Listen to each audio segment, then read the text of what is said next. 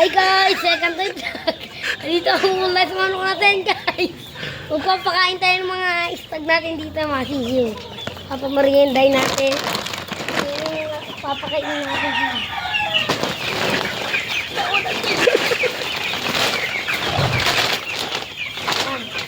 Magmamerienda muna sila. Papamerienday natin.